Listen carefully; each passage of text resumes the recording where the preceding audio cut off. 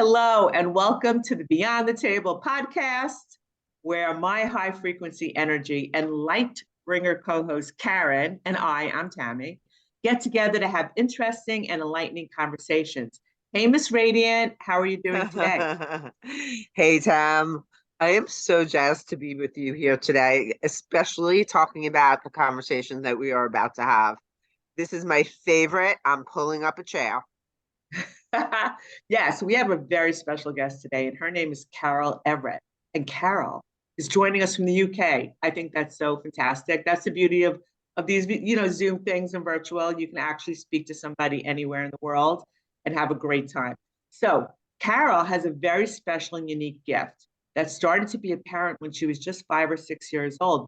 Karen, don't you find that young children have this gift that they can sense and see things that adults can't? Why is that? Because they beat it out of us. That's why we can't do it anymore when we're adults. But Carol has been able to have this ability to be aware of another place in her mind and go there and keep that over her entire life. Carol has been able to obtain information to help people and situations.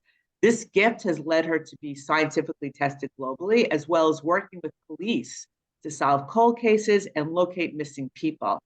Very admirable. Carol has appeared in documentaries in the US, Japan, and Europe. Her work has led her organically to the realm of healing, where she uses higher realm gifts to heal people around the world.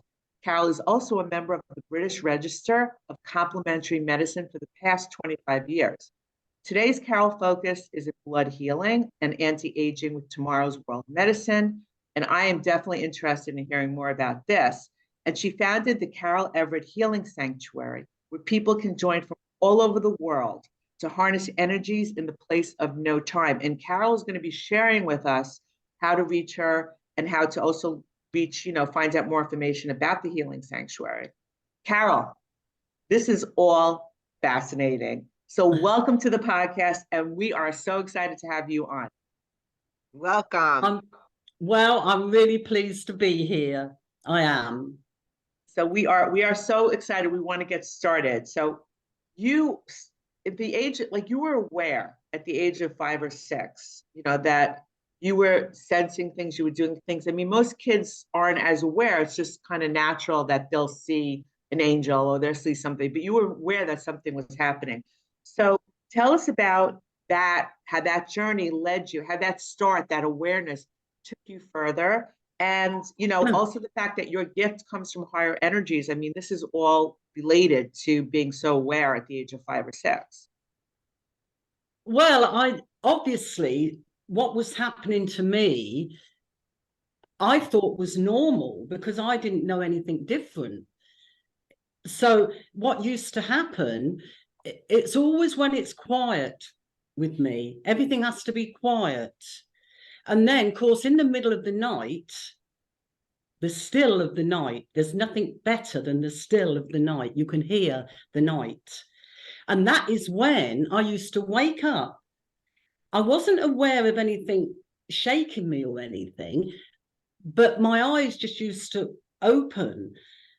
And then I used to feel, it was always the same. My lips used to tingle, and I used to feel, like slightly out of it.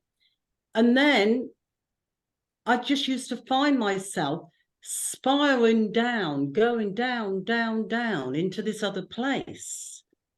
And when I got there was all these faces, but they were sort of, like 1, 2, I never knew who they were, but I just knew by the feel of it, you can sense an energy that is loving and an energy that isn't, Carol, can I ask you a question? Like, does this make sense? A lot of times when I'm in that space and I'm thinking about a loved one who's passed, or I'm thinking about something, I just get this chills start going up and down to my body, like shivers almost. It's like an interesting feeling, and I'm thinking they're merged with me. Like that energy of them is merging. That is, to let me know definitely. That, definitely that feel. is. Yeah. It's you if you felt it, you know what I mean. Yeah. It used to start in my mouth, and then I used to feel, like well, not jittery, but you can feel it. It's like a frequency. And Did this it is it, feel, you see. did it feel safe Oh, when I you saw loved the it. faces? It felt loving. I loved it because I knew that they were coming in, because at the time I wasn't going through a very good time in my life, not for a little girl. And it was like they were saying, look, we're here. You don't have to worry about what's going on there because we're here. And whatever has happened in my life, because I've always been ahead of my time with my stuff.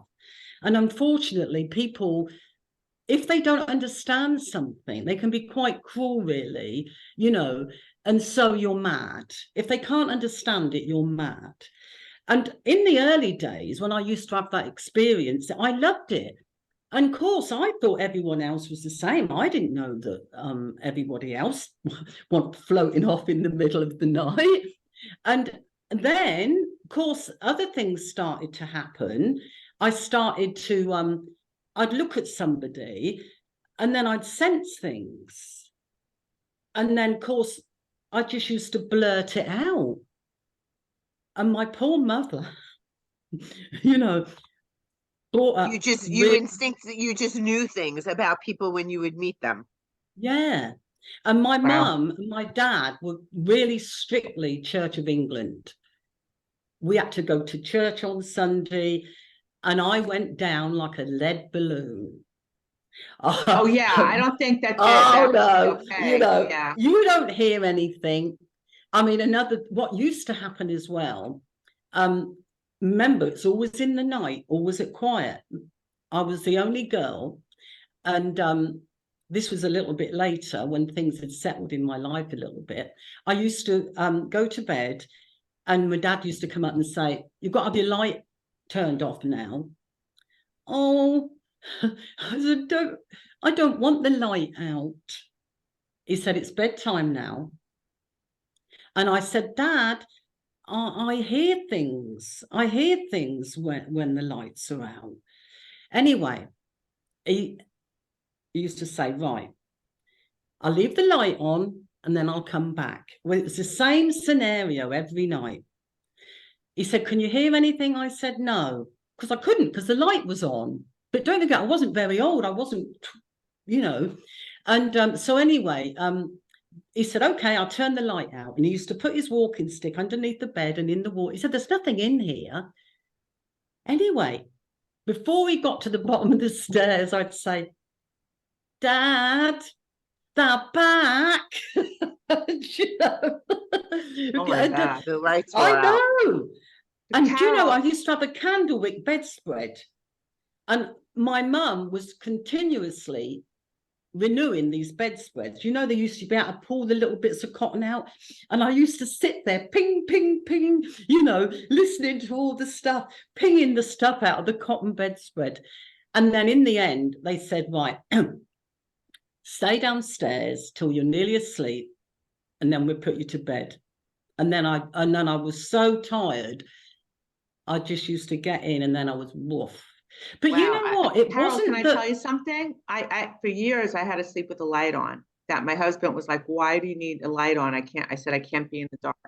Couldn't sleep unless the light was on because I just would think of all these crazy things while at night in the dark and imagine stuff. And I thought I was imagining everything, but I slept with my light on too. But I didn't have anybody who was like, chase them away. Like at least, I think that's good that you did. But let me ask you a question. So you were in this childhood and you were seeing these things and you were getting this information um about them. I mean, how did you channel that?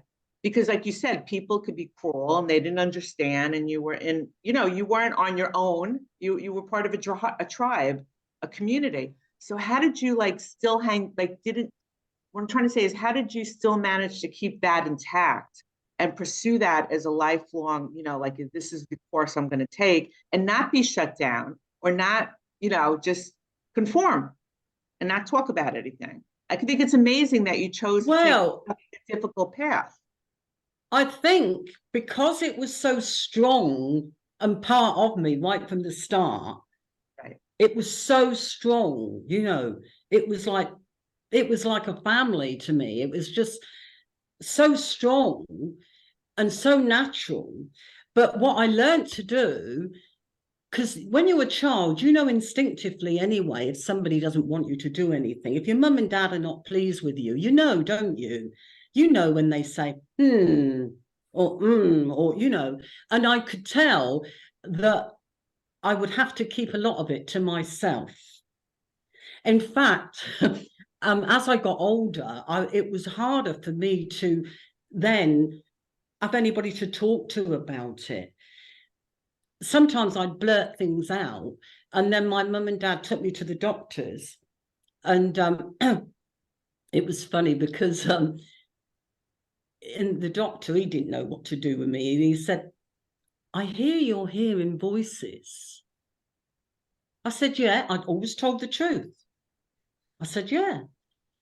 He said, "Do you think they're coming from God?" I said, "Well, they're not coming from the other place, that's for sure." Do they like want to I'm just thinking, because the minute, like in the US, you say, I hear voices, they want to commit you. They want to institutionalize somebody who hears or medicate you. Like, is Exactly. that the same thing over there? Exactly. And don't forget, this was a long time ago. Yeah. Then I got a little bit scared then. You know, I was scared that I was going to be put away. And of course, I didn't want to be put away. But right from an early age, though, as well as the experience, I used to, which funny enough, I still do now, but in a different way. I used to draw like eyes, like an angel's and hieroglyphics, but I didn't know they were hieroglyphics at the Wow. time. Because of It's course I amazing. didn't. But you So see, did this, oh, so how, oh, as you grew up, basically with, I don't want to call it a burden because I think it's such a gift, but to have that balance of, you know, where you feel safe expressing that aspect of of yourself and where you feel like you needed to protect that, that I must have been very, very challenging. But so how, as you grew up, did the voices and what you're hearing, like when did information, how did it evolve? Like from when you were young to as you grew up, like where you get your information and how? well, it was a gradual thing, you know, you go through these phases, and it's almost as if I was like drip fed, you know, as I learned to cope with that, I'd get a little bit more. And as I learned to handle that, I'd get a little bit more. And it's always been like that right the way through. No one's taught me anything. I can't read anything. I don't do it that way. I just sniff things. I just sniff the winds, as I call it. I'd pick up a book and I'd go like that, and it might be just 3 lines in that book, and I know what I want. I'm totally in tune like that, you see. And because it's got stronger and stronger, it's just like, well, I just cock my head to one side. Anybody that knows me knows when I'm doing something, because I learned a long time ago to put my left eye into my right brain. I just used to know what to do, and I used to do it. And then that was my key. Okay, I'm ready now. All these things I just learned myself. And so you have to be in control of it. This is what I say to people when they ask me things. I say, look, you've got to be in control of what is helping you. Because if you're not in control, you know, they have got no sense of time. I used to wake up in the night writing poems and all this. And I said, look, can't you give me that poem in the morning? You know, and do you know what? It was like, I remember one time I got this most fantastic poem. And I thought, you know what? I'm not getting out of bed. I'm not. Anyway, I didn't get out of bed, and you know, I never got it back. I said, okay, I'll compromise. We're going to have to get a time here because, you know, I said, you know, and so that was it. I used to have my times where I would go off, and my times when I was just me. You know, people see me, you know, where we used to live, I couldn't go anywhere really, you know. I'd go into the toilet, I'd come out, and in the waiting room there'd be about 10, 12 women waiting out there. Oh, Carol, what do you think of this, and what do you think of that? And it's just because they know that I know. But Carol, you see, over the years, I've realized that the most important thing to anyone else that is doing it as well is making sure that you've got a balance. You cannot be totally in that world. You've got to learn, and it's really hard to do it because it's very exciting, you know. I mean, I wasn't the clever one in the family by any means. So I was the one, oh, here she goes again. What's the matter with her now? And I'd say, oh, you know, and I'd say something. I mean, it might be something simple, you know, like the rabbits, there's something wrong with the rabbits. Oh, here she goes again. Somebody had left the cage open and things like that. You see, it was just, oh, I used to get this feeling and it'd go woof. And once I got it, that was it. No way was I going to budge because I knew, you see. But I would say to anyone that is doing this sort of work or want to learn it now, make sure that you have your boundaries when you're going to meditate, when you're not going to meditate, when you're going to sleep, because otherwise it can be very, very hard to live with it.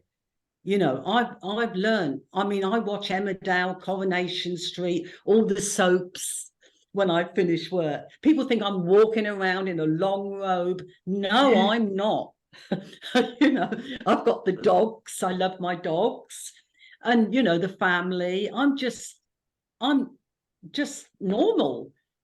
Carol, do you pick up information from people that you encounter every day? But like, how did you come to work with with the government and to find people? Like how did that happen? How did you get picked to be in studies, and how did you do cold cases, and how because you live one life, and how did you get discovered is what we're trying to figure out. Right. What happened? I didn't do the healing. I knew I could do it, and I did do it, but I didn't do it and put it out there until after I was invited to Japan. But what happened, I mean, I did loads and loads of tests on myself, you know, with people used to give me bits of jewelry, and I used to hold the jewelry, and I used to go. I was a terrible perfectionist. I had to know that I was good enough. I didn't just go and do as a living. Oh boy, did I know I was really, really fussy.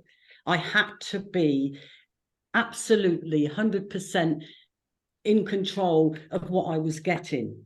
And I was so fussy. But what happened, of course, the word went around with the ordinary readings, and I used to do loads of those.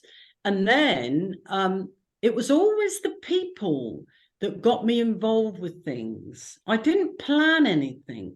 It was always because I was trying to help somebody that I got involved with the next stage. Like the first missing person that I got involved with, one of my clients I've been doing readings for years, she said, there's a missing person. Do you think you could find her?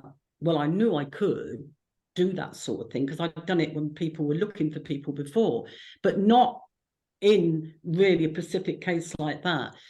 And I said, look, unless the parents want me to do it, I'm not going to do it. I said, I do not get involved because I said it's really important. One, some people don't like me. They don't like this. That's their choice. You know, I said, I'm not sitting down and getting information if it's not going to be used properly. I said, it's not pleasant for me by any means. And she said, right, I'll go and ask the family. Anyway, so this little Down syndrome girl had been missing for a year.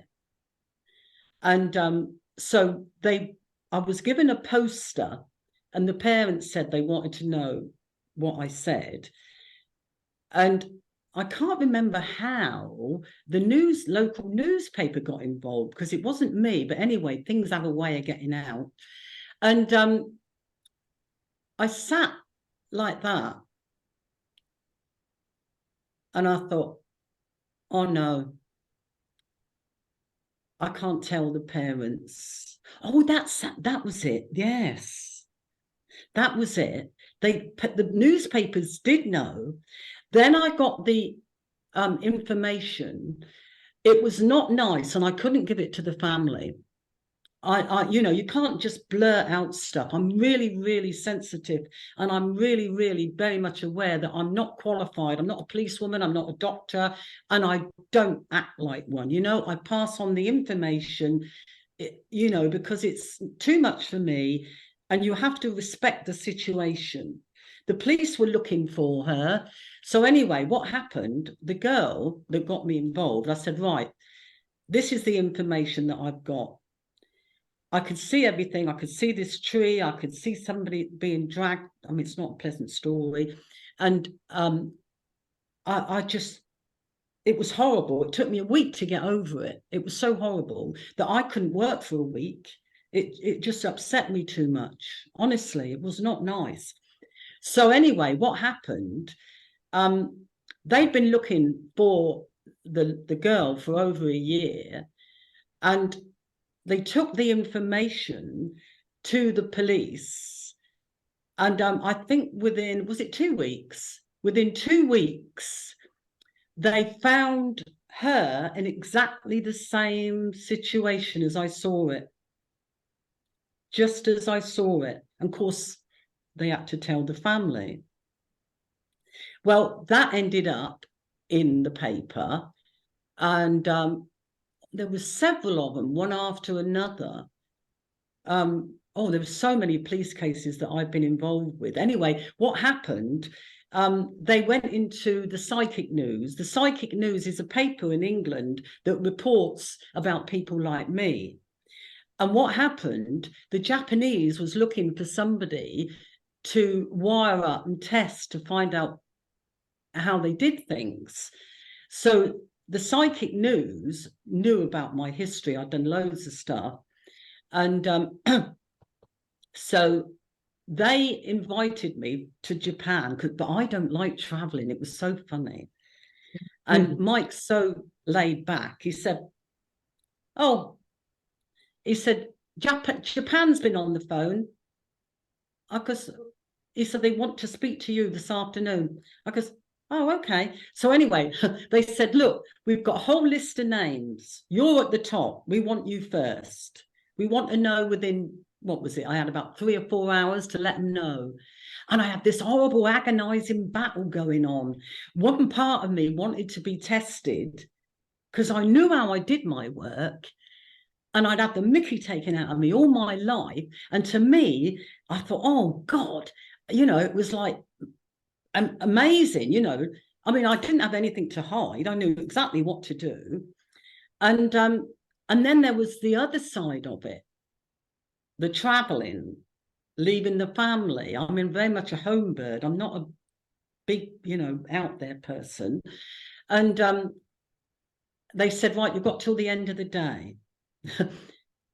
And I said, what will you do with me? And they said, look, don't you worry. We've got loads of missing cases for you to work on. You're going to go to the university. You'll be picked up door to door. I said, well, I'm not going on no, husband as well.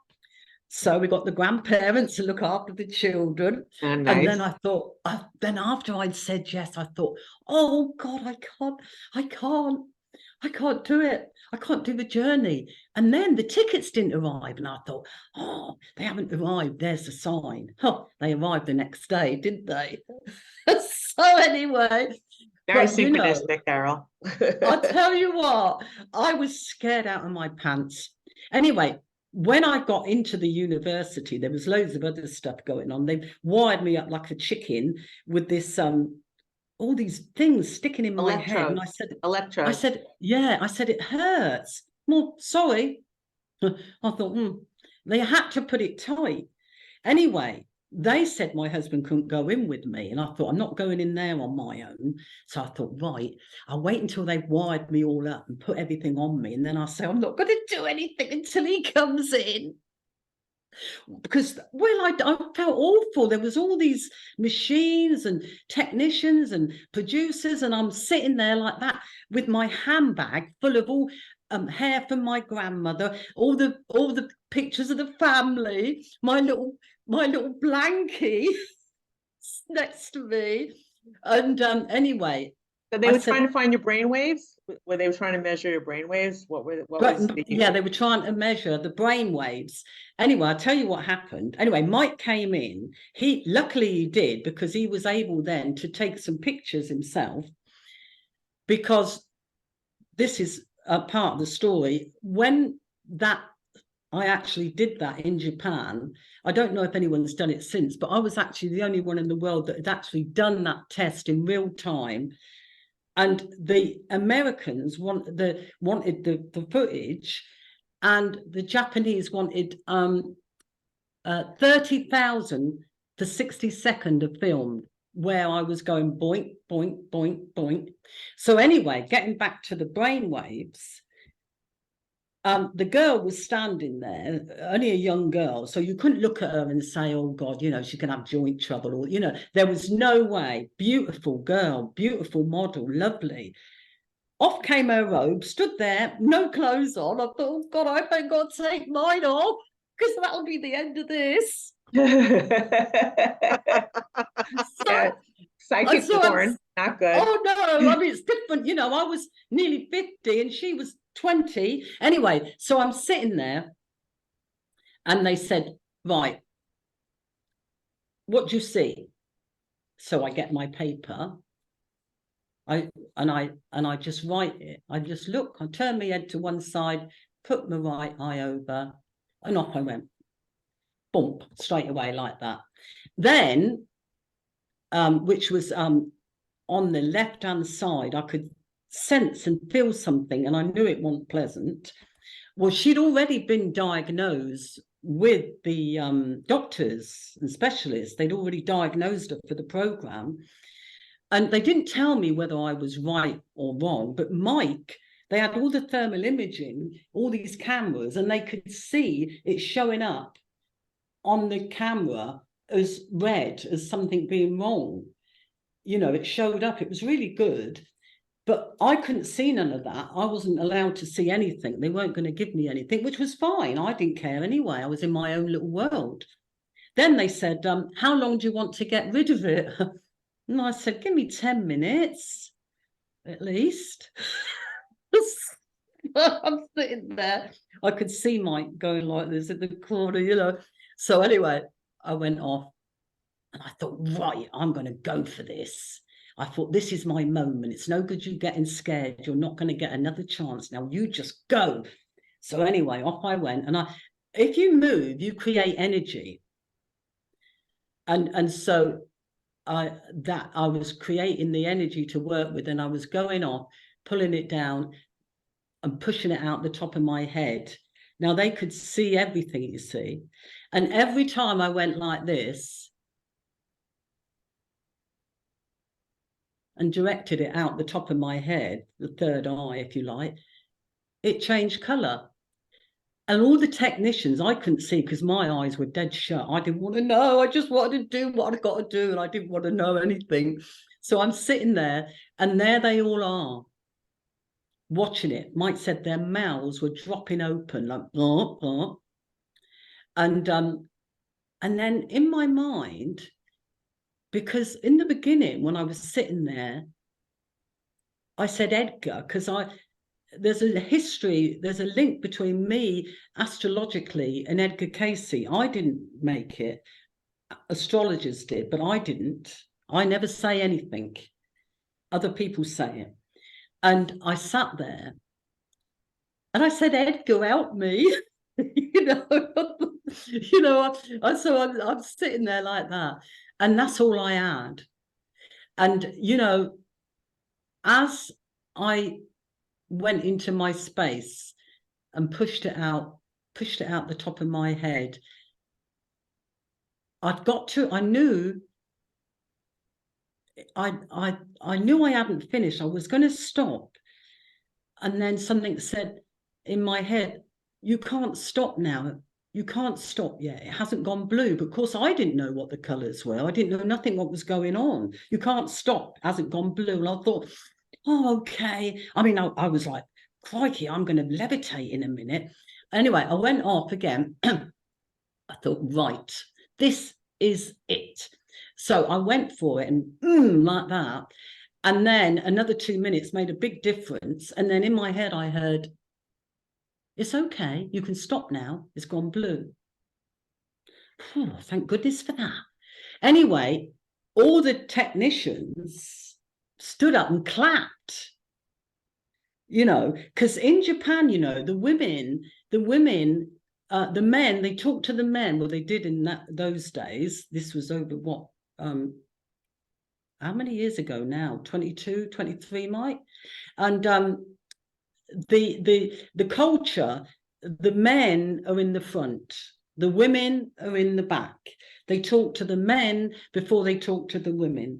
And so they kept talking to Mike. This is what we want you to do. When I was working on the missing people before I went in to be tested, we want you to do this. And then they talked to Mike. They wouldn't talk to me.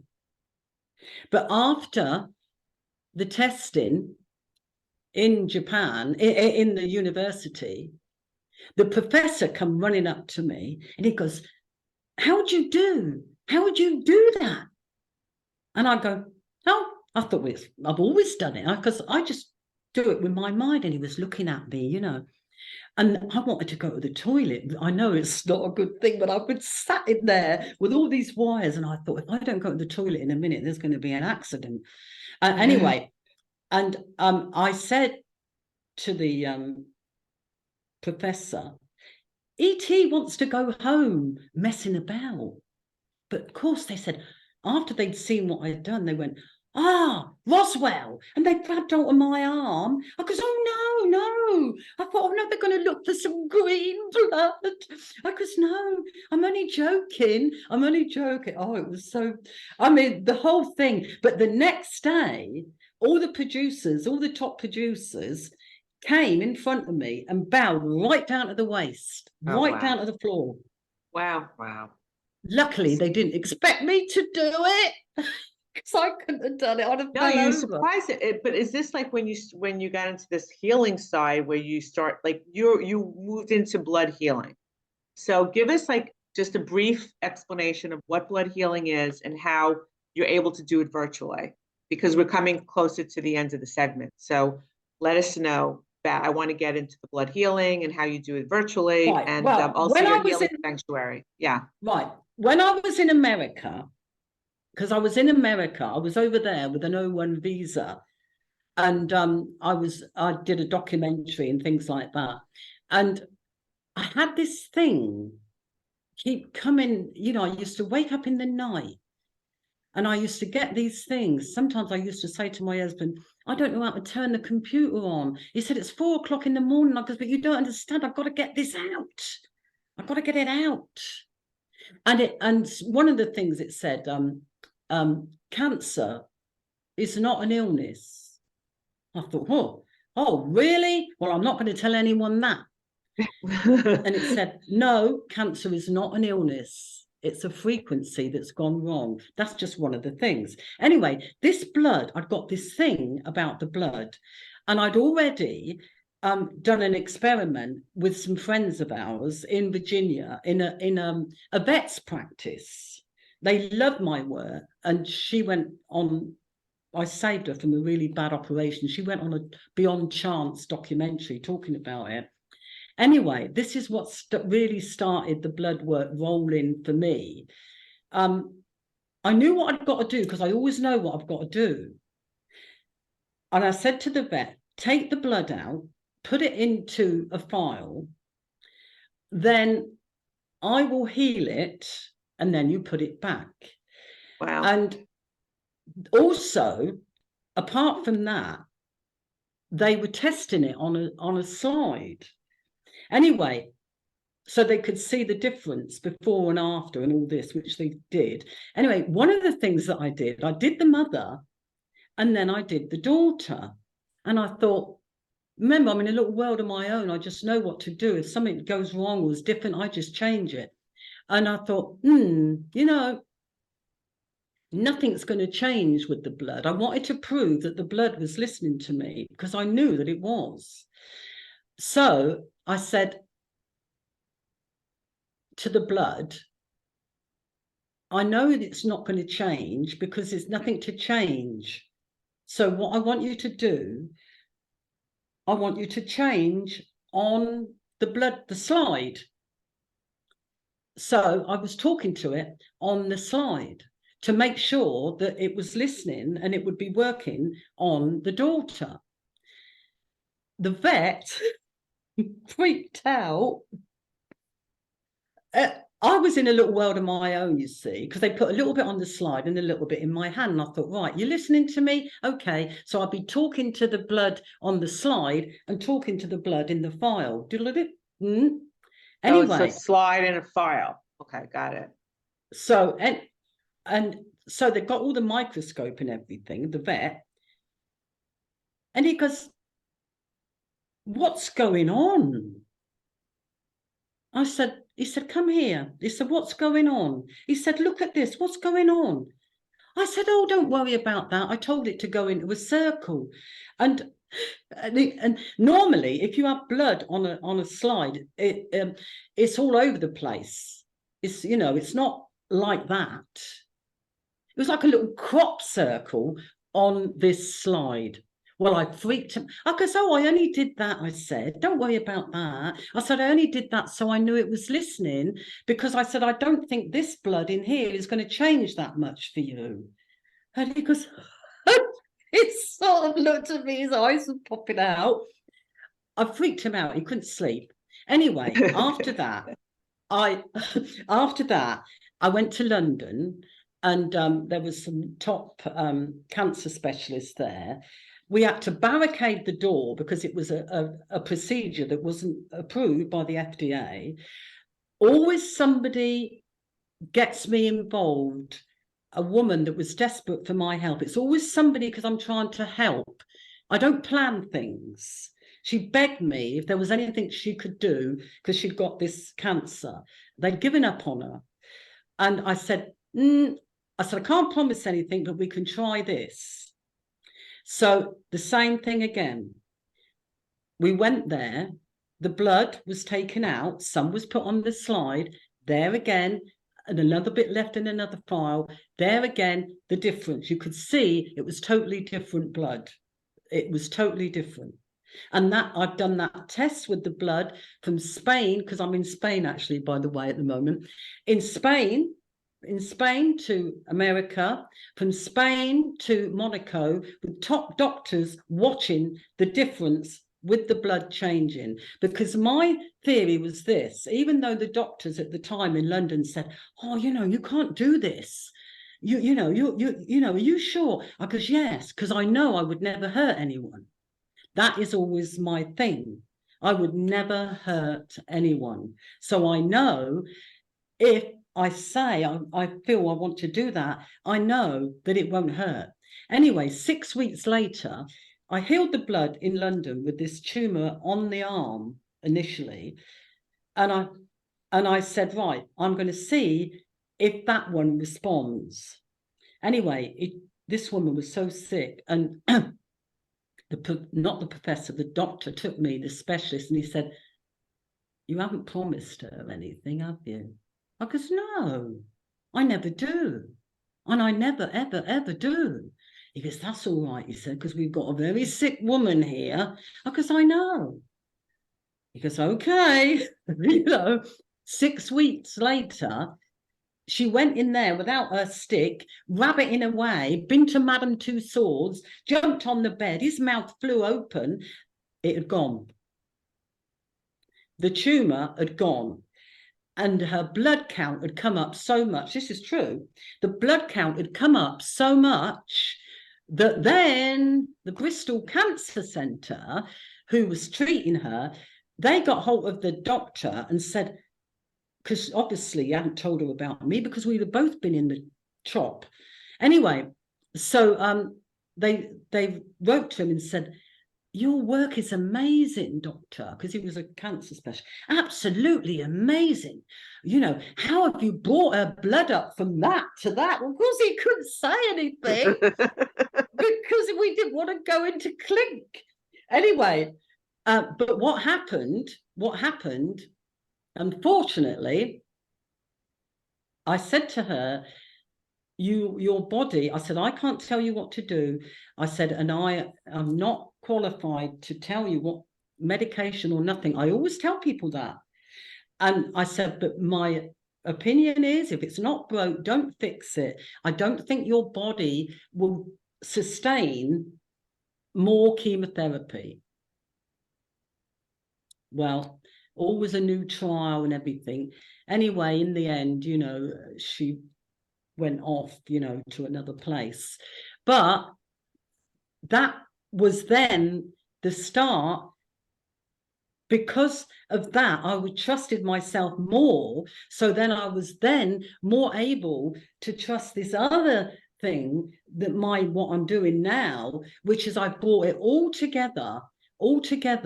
So I work with the energies from the past, really, really past energies, you know, that have been forgotten about and that people say don't exist. Well, they do exist. And so I brought it all together in the sanctuary. So all together, I'm in the place of no time. No time, I can go back to get something, you know, from the Egyptian times. I can go off there to get something, you know, from the aliens. I'm sorry, but they're there. And I can go there into tomorrow's world technology, which I don't like technology, but the tomorrow's world technology is not like it is today. It's like being in a room. It's like being in a room. It's like being inside a rainbow in a way. And you can see all these different frequencies. When I'm working with it, I can see, like, it's like I'm somewhere. I can't explain it really because it's not something that's here now, but it's like all these windows, and out of all these windows, it's like you tap that for that, tap that for that, tap that for that, and you're surrounded by it, and it's all frequency, light. It's amazing. Carol, does it feel good? Because I have to ask you, in the time that we're living right now, trust me, what do you feel is happening right now in the world? Like, what do you make of this for the new world? Because what you just described sounds beautiful. That is absolutely the most, well, to be honest with you, sometimes I go off so far and I'm so at one with it. I think, oh, you know, I could stay here. It's absolutely beautiful. That you can't describe it. Now that energy, I bring it down, and I bring it down to help people's bodies come up, and I work with it for information, and I'm always gathering it. And the other side also, there's the energies right deep inside the earth. This sanctuary has been called a sacred site now. I never put these names on myself. I wait for somebody else to do it. I'm not one of these that say I'm this, that, and this, that. I don't. It's been called a sacred site, and the energies, people have said, you know, can we bring groups there? Because, well, we live here. I said, this is our home. This is a fruit farm. You know, this is no big temple. This is just a fruit farm with goats down the road. It's not, you know, I like, it's simple. If you know, the thing is, the more you are at one, with nature, the more you are at one with the elements, the more you are away from the madding crowds, if you like, all away from all this hustle and bustle, and everyone's got 2 or 3 cars, and they've got to have this, and this is, you know, it's not the way we live here. You know, we've got a simple life. And when I come in here, and as soon as I come in here and I've got the lights off, I've got a little tiny light to see where I'm going, and then I sit over there, and then it's showtime basically for me. You know, I see writing on the walls, I feel things, I draw things. I've got all my Egyptian things there and all my little experiments. Carol, Not are you like, able to see a better world for us, given I the think, tumultuous times right now? well, I'll tell you something. This is what I think. It's always like out of the chrysalis, isn't it? Always out of, you know, like the phoenix bird, always rises up out of the ashes, always out of the chrysalis, you know, something ugly comes something beautiful. Now, all I know is that in the future, what I see is everything is more like in like glass domes, you know, it's nothing like it is now, and it's, the people look different. Obviously, you don't just go from there to there. It's like, you know, the Piltdown Man. You get the, you know, you got the different stages, and I think we are going through a transition.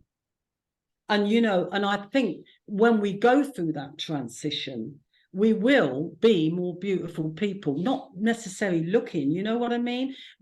Beautiful, you know, the whole world now, the you know, I don't like to be a doomsday prepper or anything like that, but I think the way the world is now, it's greed, power, you know, religion, everything is all based on negative stuff from the start.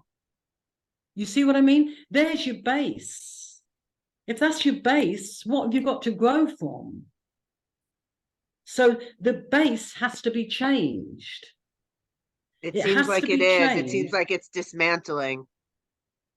I hope It it's has to. dismantling, because it's really a really terrible time right now. And It I really hope is. that people are getting their more love, you know, the messages, Well, I'll tell you something. because it's really awful. At the end, on the end of every month, I do, the last Monday of every month, I do the world peace, you know, from here.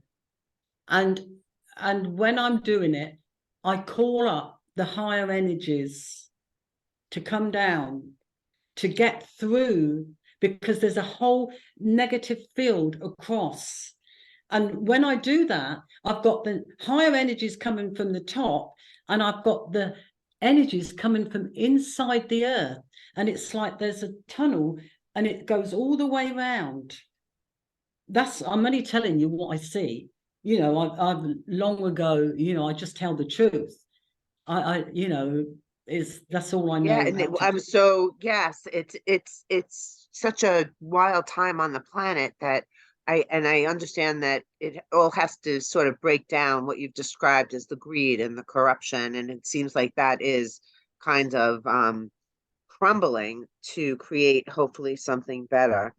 Carol, and Karen, I just want to say that we need to know, you mentioned this last Monday every month.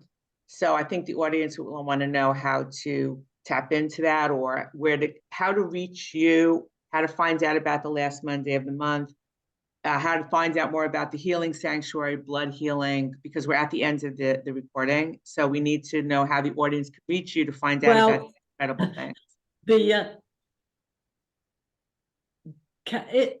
This is where you look at me, I get all muddled up. There's the Carol Everett Healing Sanctuary. Basically, if you type Carol Everett Healing Sanctuary on Google, you'll get all the things. It's easier to tell you that than to try and remember the websites. You know what I'm like. Well, I we can think tell you know now. this, everybody. It's Carol, Carol, Everett, Everett, Healing Sanctuary.co.uk. It'll be in the show notes, that this information as well, and her bio, so that you can reach out, audience, and learn more, because this is very important, and we want to get more into this, the right energy field, and we want to be able to learn more about healing and how that works. It's Fascinating. very important. Truly. Oh, there is something also, I've got to say this. The Zoom meetings, there's one a month on the last Thursday of every month, and it's gradually moving up slowly, and people are joining it, and I do a tiny little talk, and then it's showtime, and they are getting tomorrow's world energy and the stuff coming through, the testimonials coming through from this sanctuary, you know, little girls who were a vegetable are now at school. I mean, there's just so many of them. It just, you know, we can't keep up with them now, putting them on the site. And basically, it's getting stronger here, you know? Great. That's beautiful. It's like, well, the more you use everything, whatever it is, you know, there's that old saying, if you don't use it, you lose it. It's true. Truth. And it's like, you know, people say, oh, you can do this, that, and the other. You're lucky. And I go, hey, hang on a minute, just hang on. We've all got a left side and a right side of the brain. You can start by being aware of that. You know, first of all, we have to be aware. Once you're aware of something, then you can walk the path. You can't walk it if you don't know, can you? No. And you know what? I'm really excited that people can reach out and tap into this and learn. You know, like if you don't know, and if you take the moment to educate yourself, if you don't know, okay, you don't know, but you should want to know how to be better, how to have more love, how to have more light in the world. And you know what? You've hit the nail on the head. That. The thing is, people say, oh, I'm not very clever. And I goes, oh, don't worry about that, because I'm the first one for that. I said, listen, the ingredients is to love, to care, to want to give of yourself, your time and your energy to help somebody else. Now, if you can do that, you're on the path. Forget Carol, what you've learned. You are so right. Amen. Amen. Carol, thank you so much for being on today. We really loved listening to your stories and to all that you've done and the remarkable things that you're just producing. Fascinating. It's amazing. Truly. Wow, we're blown away. So thank you so much for being on. We really appreciate it. And thank you for inviting me. And I think Beyond the Table is very, very good, because it can bring people together, inspiring people together to share. Yes. It's all about sharing. That's what we do. We hope. We want to connect people and share information and share ways for them to better their lives. So Simple as that. Thank you so much. No ringing bells. It's simple. Keep it simple. Thank you. Thanks for that advice. That's a great nugget. Keep it simple.